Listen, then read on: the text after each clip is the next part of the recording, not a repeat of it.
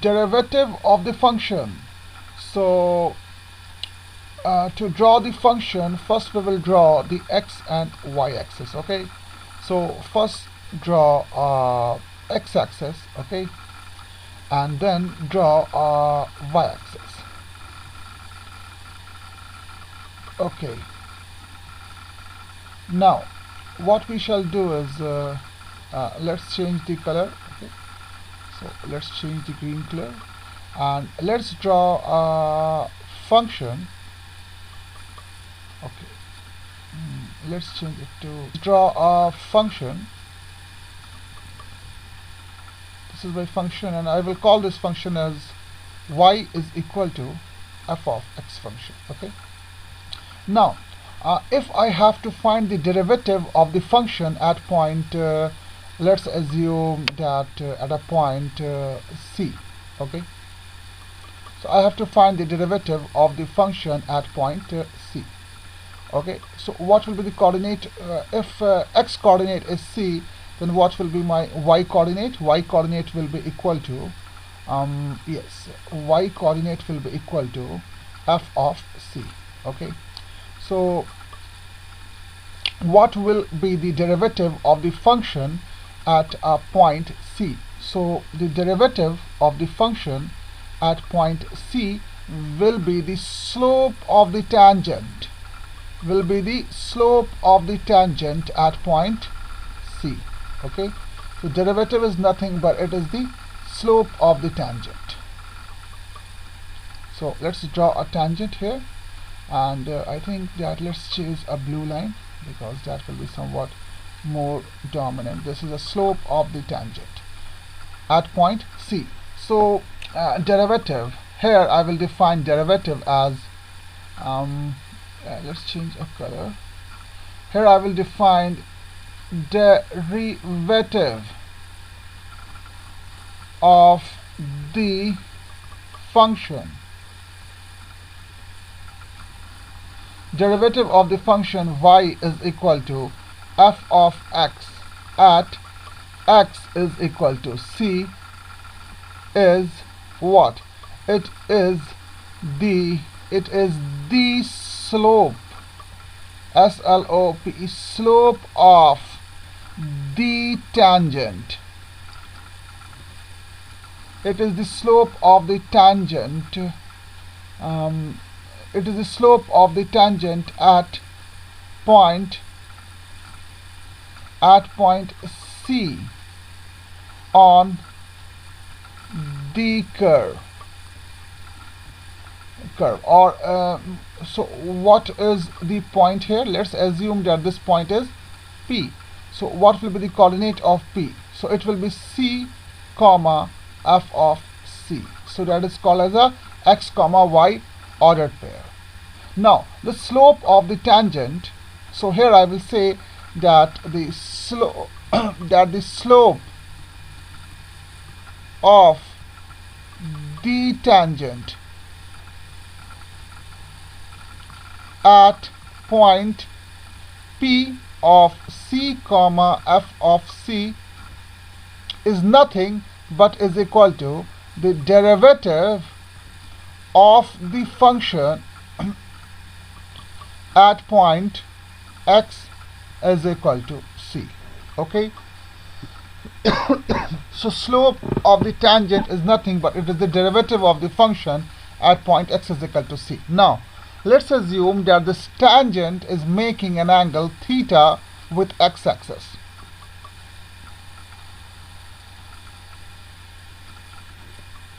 Now what will be the slope of the tangent?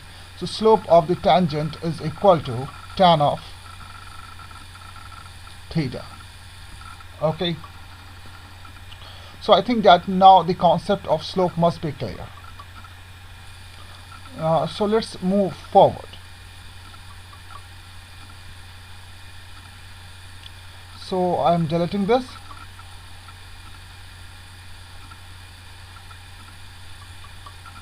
Anyone having doubt in that? No. So I'm just deleting this and again come here.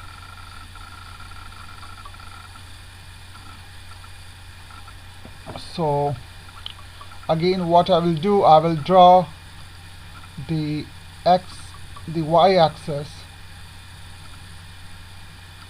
and the x-axis. Okay, and then draw a curve, and let's choose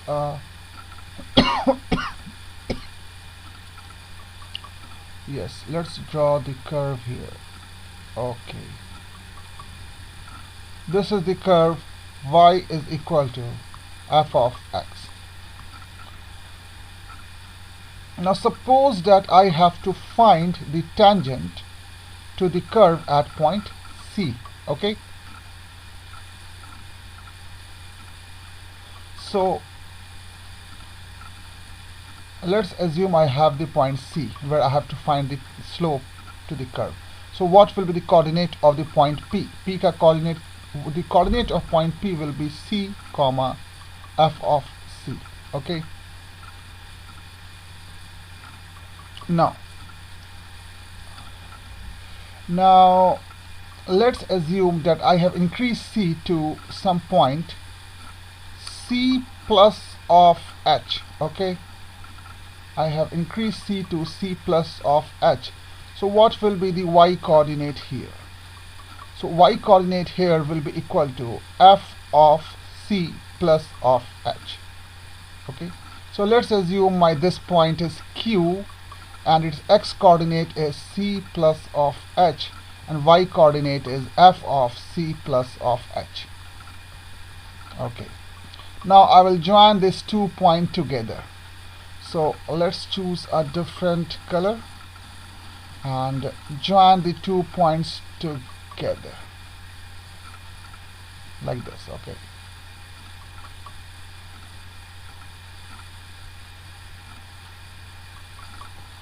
so now what will be the slope of the question is slope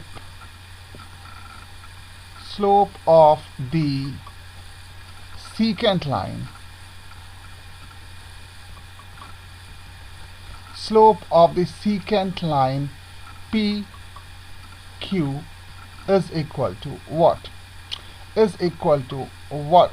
I cannot define it right now. I have to draw a perpendicular here. Okay, let's assume it cuts this point, this line at point M, and this is making an angle of 90 degrees. Okay, so now I can define the slope of the line. Now my base is, what will be my base? My base will be equal to h, and what will be the perpendicular here? The perpendicular will be equal to f of C plus of h minus of f of C. So now I can define the slope of the secant line PQ is equal to perpendicular divided by base. So what is perpendicular here? Perpendicular is f of C plus of h minus f of C. Perpendicular divided by base is h. So that is the slope of the secant line. Now under the limiting condition, where h is tending to 0, what will happen? So just imagine what is going to happen at this point. Okay, just see what is going to happen when h is tending to 0. So this secant line will start to move something like this. Okay, and it will become the tangent.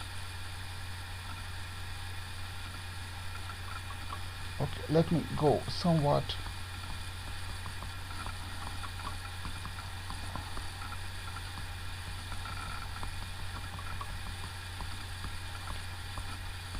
So under the limiting condition, when h is tending to 0, what will happen is, okay,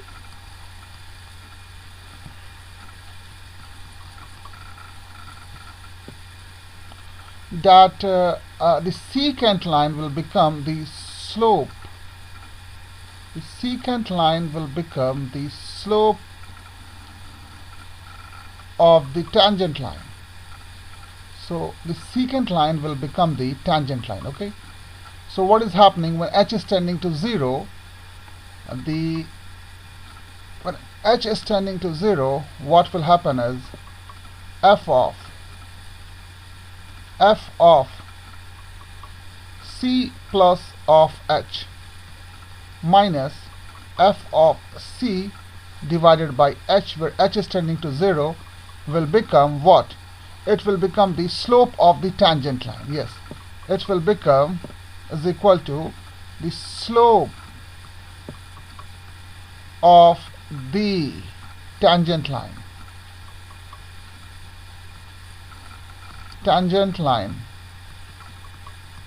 And that is defined as d of y divided by d of x. So we can say that the slope of the tangent line is nothing but it is the d of y upon d of x.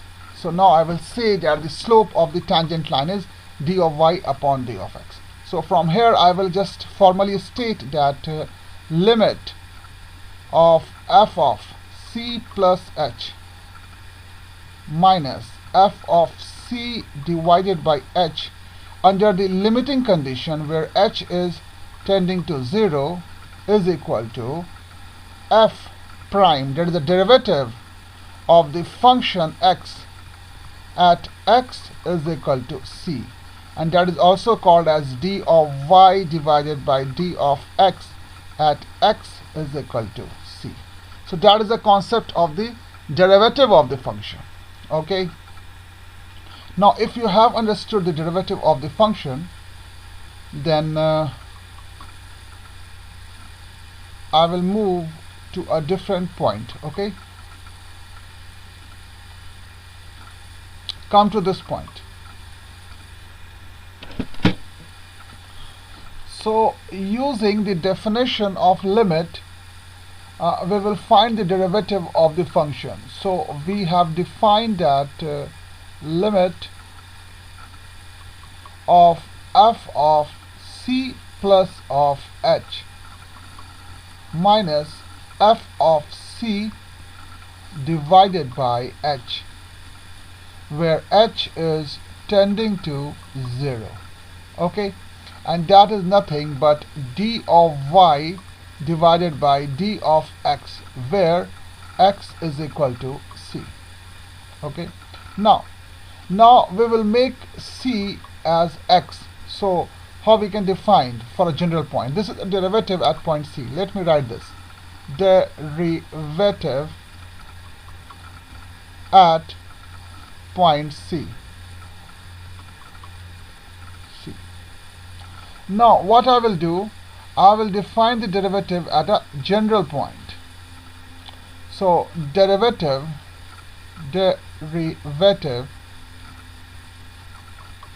of a function y is equal to f of x at a point x is equal to x is, so limit of f of x plus of h minus of f of what? X divided by h, where h is tending to 0.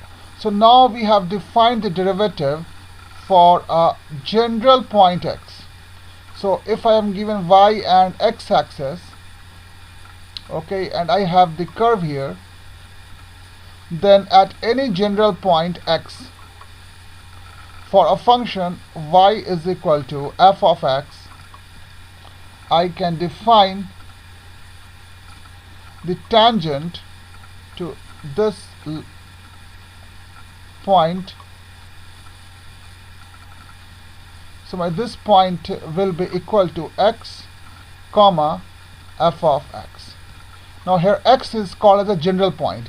It will represent any real number from minus of infinity to plus of infinity. Now using this definition, I will find the derivative of the function y is equal to 1 upon x, and I claim that its derivative will be equal to minus of 1 upon, let me write that d upon d of x of y, that is 1 upon x, should be equal to minus of 1 upon x squared. Now I will prove that why this derivative has come out to be minus of 1 upon x squared using the definition here. Okay,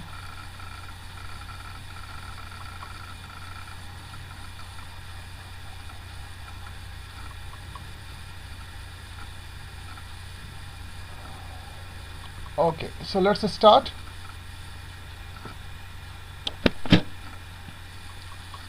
Okay, so I have been given the function y is equal to 1 upon x, and we have to find its derivative. Find its derivative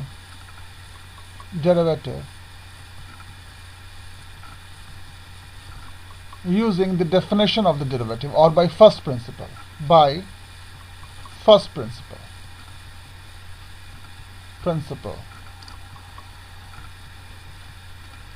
So simply I will apply the definition here. So I will write as limit of, what is f of x here? F of x here is 1 upon x. So it will become 1 upon x. Here c will become x, okay? 1 upon x, or I think that I should write the general definition, okay? So 1 upon x plus of h minus of 1 upon x divided by h, where h is tending to 0. So what that will become? So you will take the LCM here. It will become x plus of h times x, and here it will be x minus of x minus of h, and yes, this divided by this, and h is already here.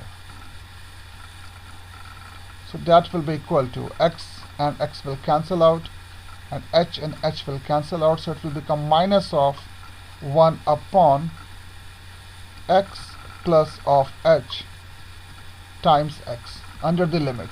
So I will write the limit of h is tending to 0 times minus of 1 upon x plus of h times x. When h is tending to 0, it will become minus of 1 upon x squared. So what it implies? It implies that derivative of 1 upon x must be equal to minus of 1 upon x squared. This result you have to remember. So 1 upon x. Okay. So we have seen that by applying the fundamental principle of derivative, we have been able to calculate the derivative of 1 upon x. That came out to be minus of 1 upon x squared. Okay. In this way you can calculate the derivative of sine function, cosine functions, and everything. So let's move forward and define the derivative of sine function. So I will say that the derivative of sine of x must be equal to cos of x. Okay. Similarly, I will define the derivative of cos of x using the fundamental principle as minus of sine of x, and the derivative of what? E raised to x must be equal to e raised to x. Similarly, the derivative of log function to the base e, that is ln x, log to the base e, must be equal to 1 upon x. Okay, and let's proceed further.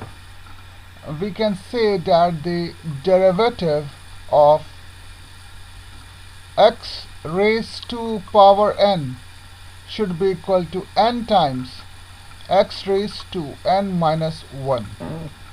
Similarly, the derivative of tan x, the derivative of tan of x must be equal to secant square x. Secant square x. The derivative of minus cot x, the derivative of, I will simply write it as a cot of x must be equal to minus of cosec square x. Now you have to remember, when c will come, then the derivative will become minus. Okay, minus sign will come there. Similarly, the derivative of secant x must be equal to secant x times tan x. Similarly, if in place of secant there will come cosecant x. Now since c is coming, there will be the negative sign, and that will become cosecant x times cot x. Okay, now I will move further to inverse function. Okay, so I will say that the derivative of sine inverse of x, d upon d of x of sine inverse of x must be equal to 1 upon a square root of 1 minus of x square. Okay, and the proof is very simple. What I will do, I will say let sine, not let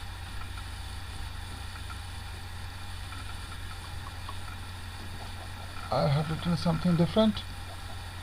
I will say that let sine inverse of x is equal to theta, then x must be equal to sine of theta. Now differentiating with respect to x, d-i-f-f-e-r-e-n-t-i-n-g, differentiating with respect to x. Now when I will differentiate x with respect to x, it will become 1, and then sine of theta will become cos theta, and the derivative of theta is required to be taken with respect to x. Okay,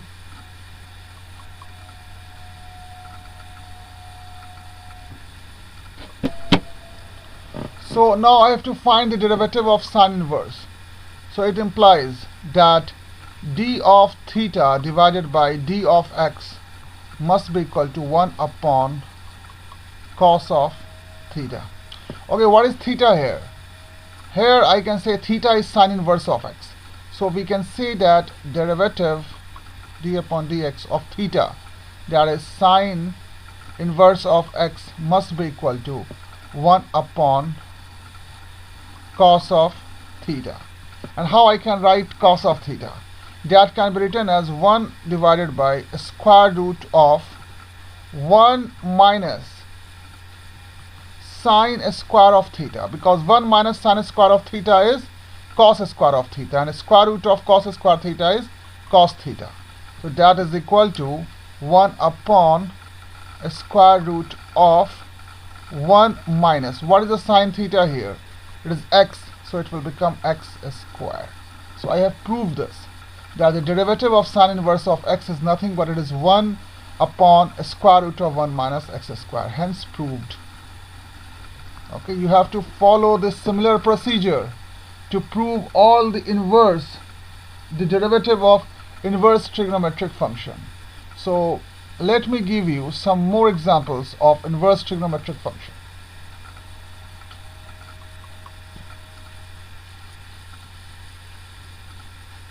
Again, I will prove here that the derivative of tan inverse of x must be equal to 1 upon 1 plus of x square. Okay, now again you have to prove in the similar way. Proof. Okay, let tan inverse of x is equal to theta. Then I can say that x must be equal to tan of theta. Then differentiating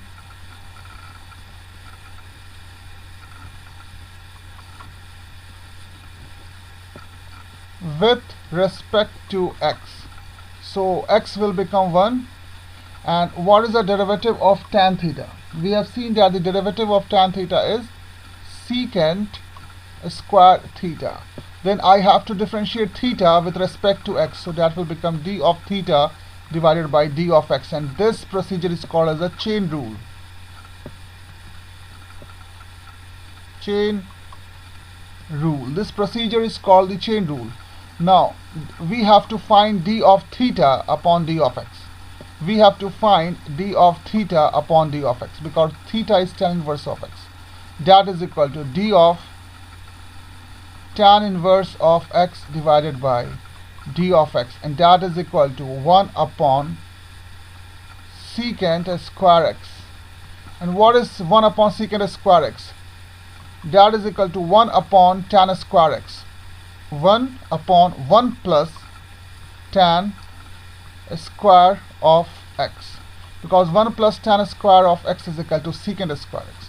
So that is equal to 1 upon 1 plus, what is the tan of x? Okay, actually it should be tan of theta, yes, because there is no theta. Why I have to put an x? I have put yes, here x is a theta, so it will be theta. Okay, it will be theta.